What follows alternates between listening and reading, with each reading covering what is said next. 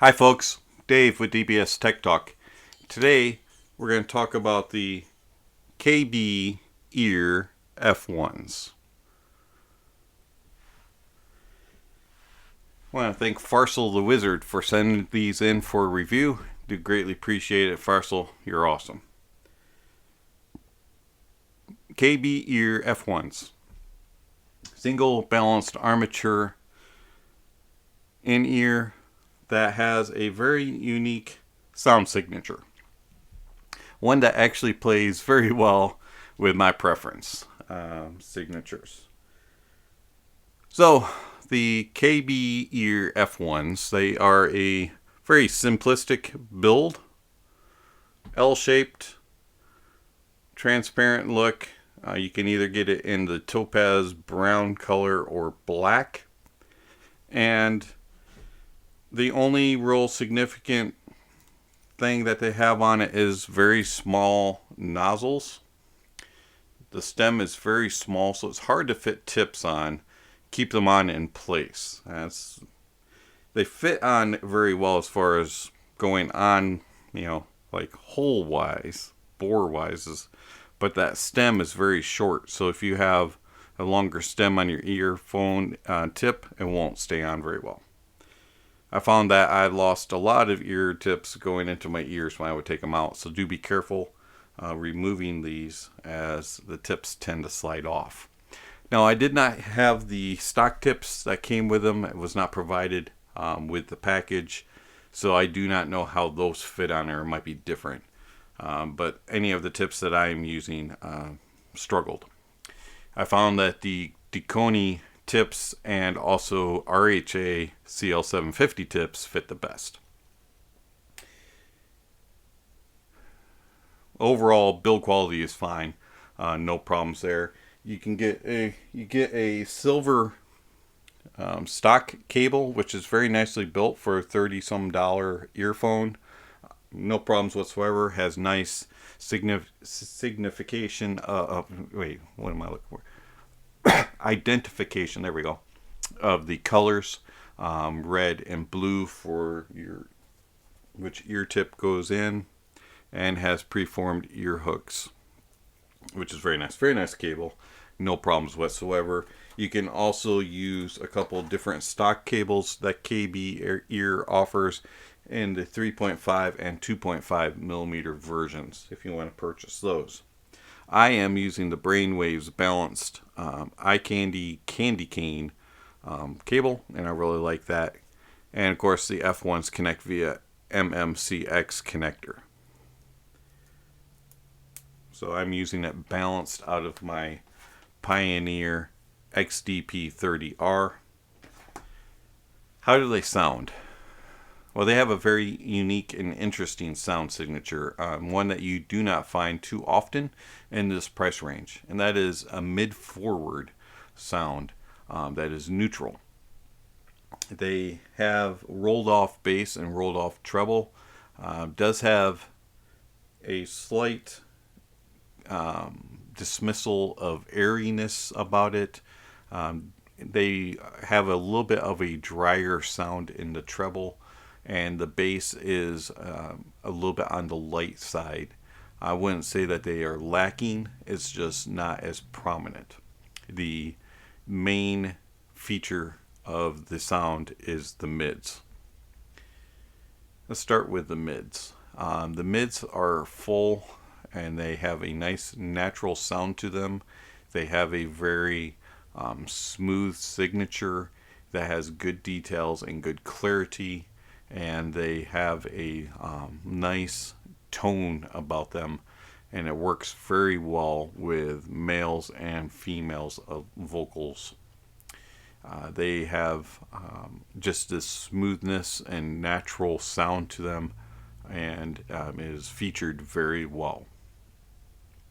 The bass is present but not overpowering. Definitely takes a back seat to the mids, and it's pretty much where it should be, but it does roll off, especially going towards the sub bass regions, and they, when called upon, the bass will be there, but it has a more thinner lighter tone to them, so you don't get a lot of body and a lot of impact. You won't get that thump and kick that you look for in a lot of music.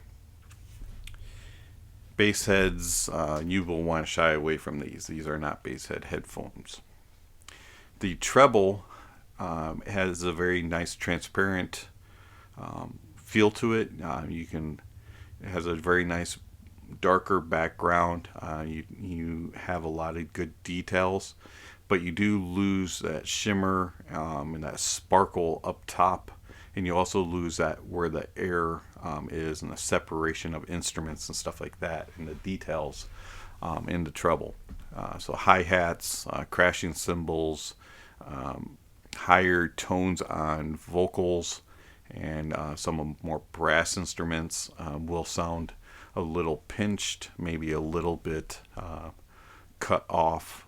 They won't extend as well and won't last as long, and it just doesn't give you that energy that you would kind of look for in that region. Soundstage is a little in the lacking side. These are not intimate, but they're not super wide soundstage either.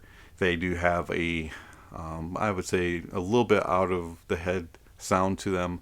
They don't have a lot of detailing, a lot of layering in there. It's more wide than deep.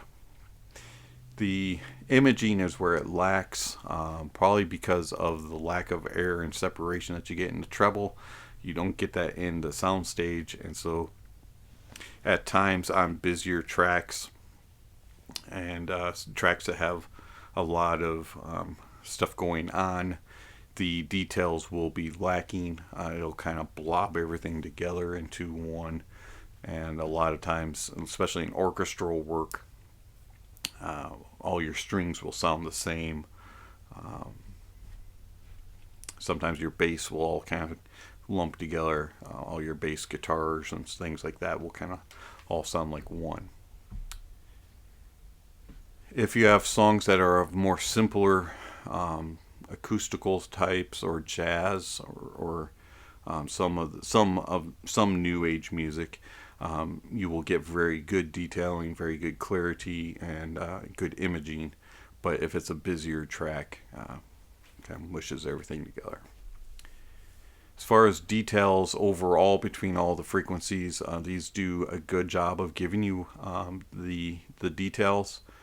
They're not detail kings in any way, but they do have decent clarity. Excuse me for one moment.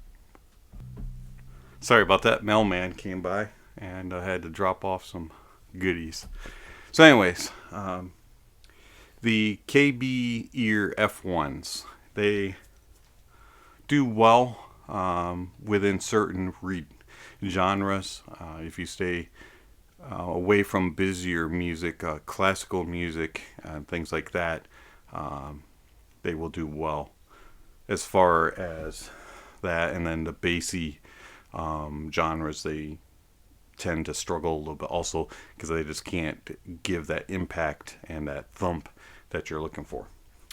As far as sources, I use these on portable only, did not try them on desktop as they are very sensitive, and they have 105 dB sensitivity and only 20 ohms of impedance, so they're very easy to drive and you can overpower them very easily on desktop. So for portable use only, found that the Hi-Fiman Mega Mini worked very well with it, pushed them extremely well, and gave a nice warmer tint to the mids and to the bass, and tamed down the treble just a little bit. The Pioneer XDP30R worked very well both single-ended and balanced. I prefer unbalanced because it does add a little bit more in power to the bass, and then to the treble it gives a little more clarity, and it adds just a little bit of a better control in the mids.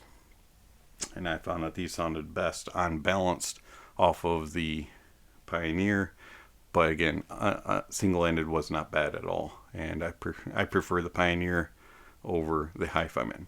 As far as the phone, worked very well with the stock USB-C cable, also with the other dongles that I have. So stock dongle, it worked well.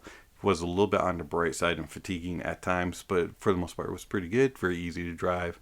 The Razor, it worked extremely well, had plenty of power, and smoothed things out just a little bit. Did not have the fatiguiness that you could get with the stock. And then the access port light added a little bit more warmth and thickness to everything. I actually preferred the Razor over the access port light when it came to that. As for, do I recommend the KB ear F1s, excuse me? Yes and no. If you are a vocal lover and that is your primary enjoyment in music, then these are the in-ears for you.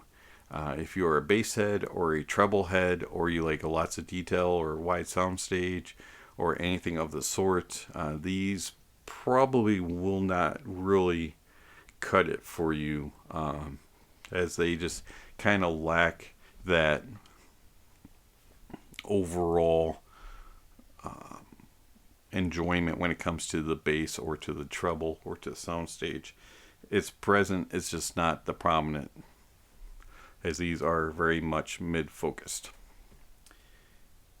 The KB ear F1s. Farsil the Wizard, thank you for sending these in. Do greatly appreciate that, and I have truly enjoyed them. This has been Dave with DBS Tech Talk.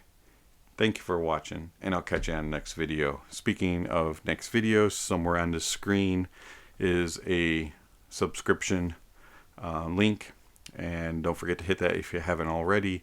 And down below is a notification bell also, so that you'll be made aware of each and every video being uploaded. If you truly enjoy this channel and want to see more videos like these and would like to support it or send in gear for a loan, check out the links down below. Thank you. Have a great day.